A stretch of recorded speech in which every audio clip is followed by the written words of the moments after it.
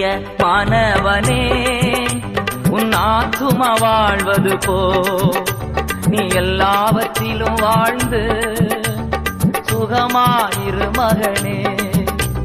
பிரிய மாணவளே உன் ஆத்துமா வாழ்வது போ நீ எல்லாவற்றிலும் வாழ்ந்து சுகமாயிரு மகளே.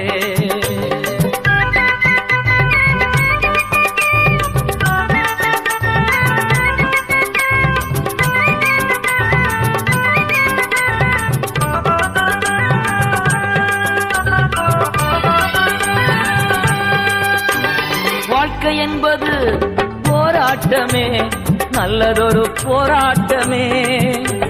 வாழ்க்கை என்பது போராட்டமே, நல்லதொரு போராட்டமே. ஆவிர